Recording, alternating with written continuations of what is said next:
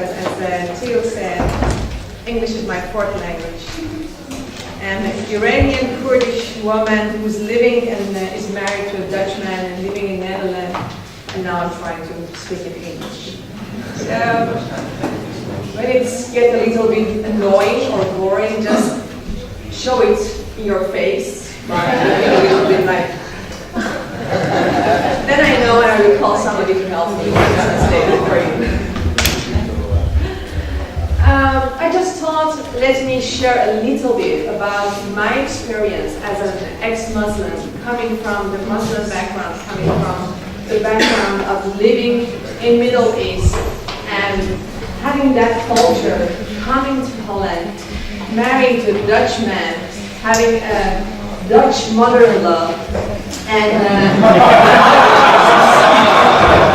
it's quite a challenge because, you know, doesn't matter which culture you're coming, you're prepared for that kind of mother-in-law, not the other kind, you know.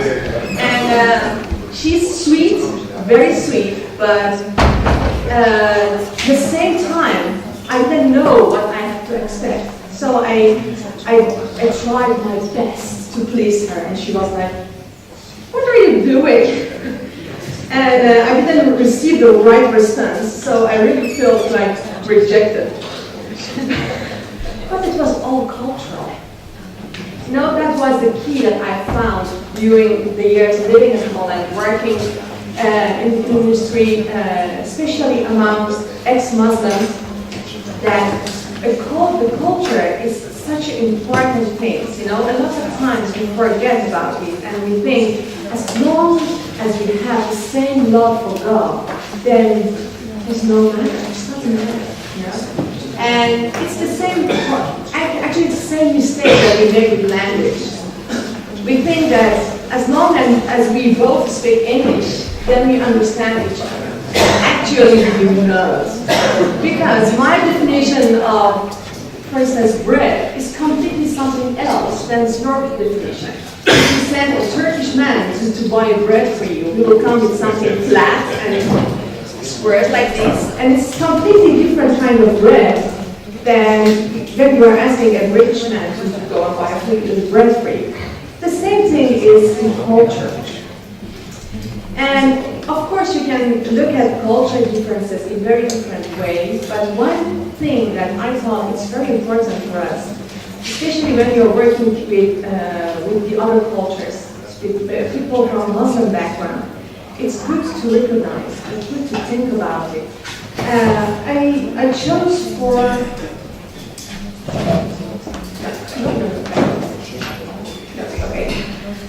I chose for culture, authority, and trust. Because I've seen trust is a big issue.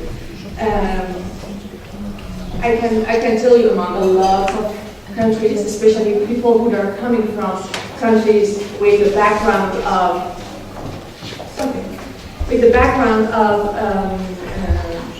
war, living in under dictatorial regimes, and coming from Muslim culture. They're they're thinking completely different about trust than people who are from feminine culture, from equal culture. And let us look at it and let us think about it together. What I'm going to do today is just a little exploring in your mind. And I hope really that you're going to talk to each other and to find out what's the best way for you and your community. I chose for this trust at the heart of the Bible. What do I mean by that? If you count all the numbers of the verses in your Bible and then divide it by 2, you will see that Psalm 118, verse 8 is the heart of your Bible in that way. And I really love that because it's a very important message. It has a very, very important message for me when as a Christian. It's better to trust in the Lord than to put confidence in man. It's better to trust in the Lord than to put confidence in princes. I put I also added first line into it because I really believe they're related to each other. I really believe this is the healthy way of trusting. And of course, all of us can say, yes, amen, I believe so. But in the same time, we are human. In everything that we are doing, we need to trust. Right now, you have chosen to trust, to sit on that chair, believing that it's not going to break down. The moment that you are drinking, you have chosen to trust that you are not going to choke. In everything that we are doing, we need the basic trust.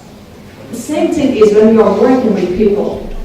You need to have a little bit, a kind of trust in people to be able to work with them. And a lot of time, the majority and the balance of that trust is the problem in our leadership. A lot of time, it's like trusting God and trusting people at the same time. And that makes you a very naive leader. And a lot of time is not trusting people because you are not trusting God. And that's a very dictatorial kind of leadership because you just trust yourself. Let us look at what I put in this way. Jesus and his trust. Maybe we say, how can it be? Now, let's see. John 2:23-25. Now when he was in Jerusalem, at the Passover on the feast day, many believed in his name when they saw the miracle which he did. They believed in his name. That's a miracle. That's amazing. That's what he wants, that people believe in his name. But Jesus did not commit himself unto them because he knew all men, and needed not any should testify of men, for he knew what was in them. What does it mean? He didn't trust them. He didn't trust himself into them. Does it mean he didn't love them? Does it mean he didn't want to give his life for them? Does it mean he didn't want to lead them and help them and save them? No. I'm a Middle Eastern. Every time you make music, I have to move.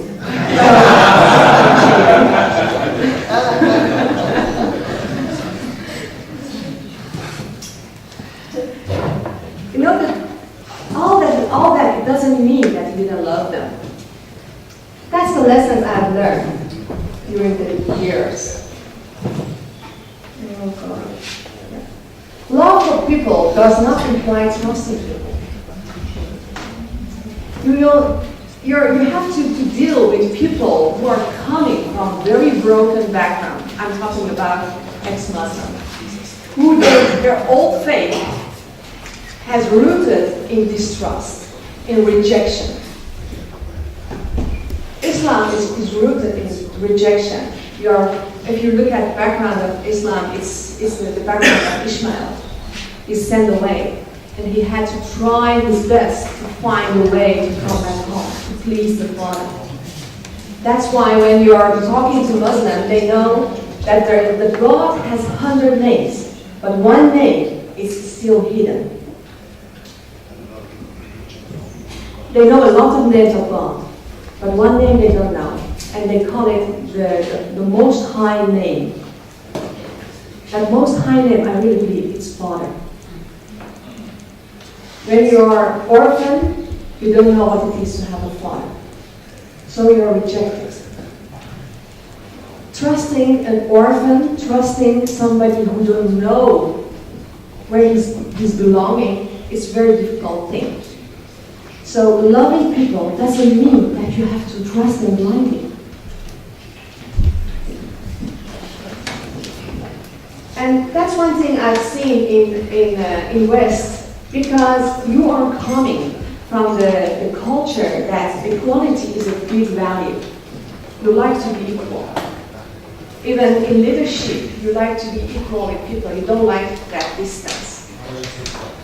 And a lot of time, the issue begins here. Because you really love them and you think, okay, I can trust them also. The second one I've learned is be aware of trusting people because of their compliment and honor. Believe me, it's very simple for an Iranian to come to you. I'm using my own background, not because I don't like my background, but it's always easier to play with your own background than somebody else. I don't want to. It's very easy for an Iranian to come to you and say, oh, you're a man of God. And I really feel the Holy Spirit when I talk to you. You know, every time I'm talking to you, I really feel the peace of God. And I also brought this brother because I really want you to pray for this brother. And really, you feel a kind of trust. And you say, oh, I'm so glad that there is a good relationship with us. You know, I don't want to make you suspicious, but I just want you to be realistic. A lot of times it means after 2 weeks I will come to you and I will ask for a paper. You have to be there for me. That's all it means. And don't be shocked and don't feel like he abused my trust. That's one thing that you have to know when you have to do with orphans. The orphans are not going to give themselves very easily. Sometimes it takes a long journey. If you talk to people who adopted a child, they will tell you after 20 years, I still feel he's not feeling that I love him, that he's belong to me, as he wants us. Trust in the wrong person is a strong signal to the group. That's one thing also I have learned. Because there is a major distrust in this kind of community, in that background. It's very important who you are choosing as an access to enter the whole community. A lot of time we are thinking very practical and we think, okay, this guy can speak both and English and Farsi, for instance, and English and Arabic. So let me choose this one. At least I can talk to the other.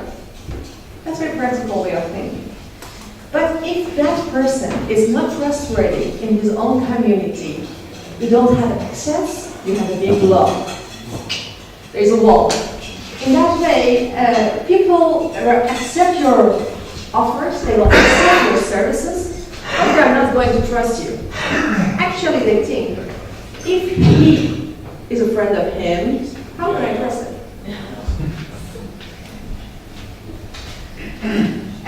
So it's very important to look for a character who is trustworthy in his own community. What do I mean? Should it be perfect? I've heard it a lot of times. People say, no, nobody's perfect. Of course, nobody's perfect. But you can have one person who is not perfect, who is cursing still, who is drinking alcohol, but is trustworthy for his community. That person is better than someone who is not drinking alcohol and is not cursing, but is not trustworthy in his own community. It's very important if you want to work with people and culture who are sensitive about trust. The last one I want to share with you is don't be shocked by deep roots of distrust and rejection by your disciples. Sometimes you're working with one person, sometimes for 5 years, 6 years, and you think, there's a bond, there's a friendship. You know, we trust each other. I know I can count on it. And suddenly, you see that something happened, and you see that all these years he was lying to you about something, or he took some stuff behind. You're shocked. And really, you don't know what you have to trust suddenly. The point is that when you're orphan, it takes a long time very long time. And sometimes it takes a generation before that people feel like I'm part of it. I'm part of it. So don't be shocked. Do I want to discourage you? No. I just want you to be realistic. Just be realistic and know that God knows all these things and still sending these people to you. And He knew all those things that we know about us, and He chose to work with us. So,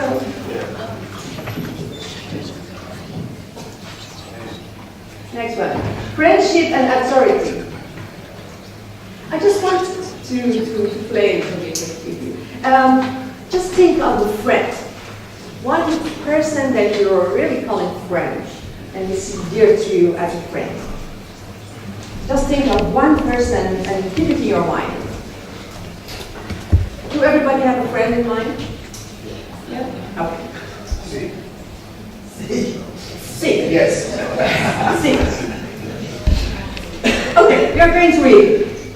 Greater love had no man than this, that the man laid down his life for his friend. Okay, I want to ask you, are you prepared to lay down your life for that friend that you have in your mind? Yes? Yes. Wow. You have this.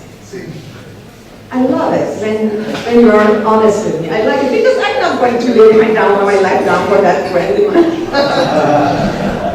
For my children, I can say yes. But for that friend, I'm not sure. Yet are my friends, if you whatsoever I command you. Okay. Can you tell that friend that you have in your mind, you are my friend if you do what I command you? Can you tell that person and still think that he's your friend? He will still be your friend? No. Henceforth, I call you not servants, for the servant knows not what his Lord will. But I have called you friend, for all things that I have heard of my Father I have made known unto you. Can you say that you have passed all your knowledge, everything that you know to that friend, that you're taking time to teach that friend all your knowledge? Yeah. Okay.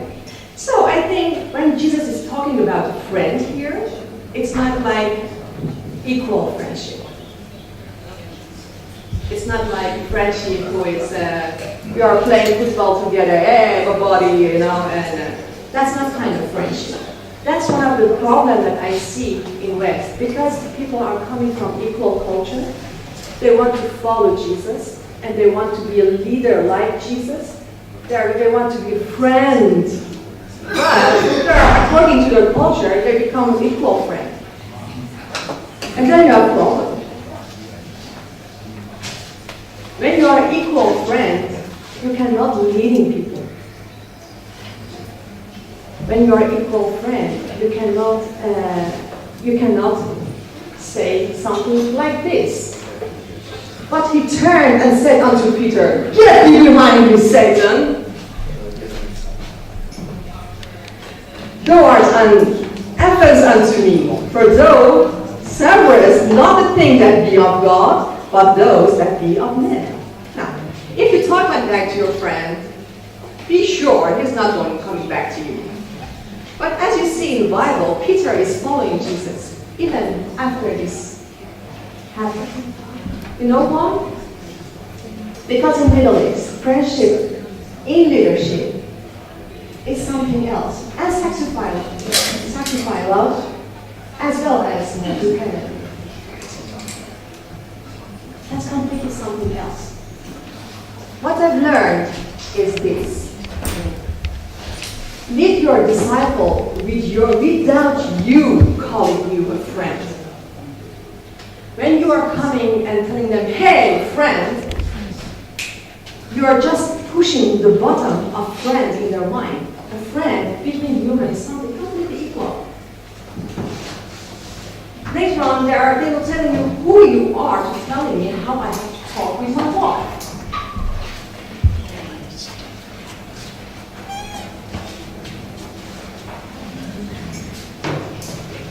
yourself a friend is not a sign of humbleness, but a lack of understanding your position.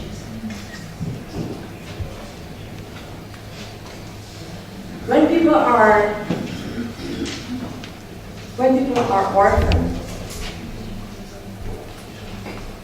they need somebody to tell them, to help them to know the way. When people are orphaned, they need a leader. Be a leader, that's what I've learned. I have to stay a leader, but be a friendly leader. I have to let them find out this leader is another kind. This leader is a friendly leader. I didn't find out this way, anything like this before. That's just the differences of culture. That's just the differences of culture. Because when people are coming from the culture that's the equality is not a value, they always are searching who's the boss here, who's the boss, whom I'm going to follow. They just want to find out, and that gives them also a certain kind of safetyness. They know whom they are going to follow. So it's not very arrogant if you show you are the leader. But be a humble leader. Show them how it is to be a humble leader and to lead them in humbleness. That's what's so beautiful of Jesus, that He is healing the sick, He is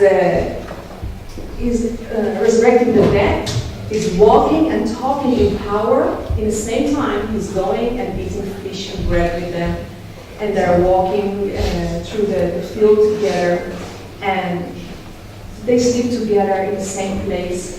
That's a very beautiful way of leading people. And then He's saying, I'm calling you my friends. Because His position is completely clear. You see no jealousy between Peter and Jesus, but you see jealousy between Jesus and Peter. That's completely different kind.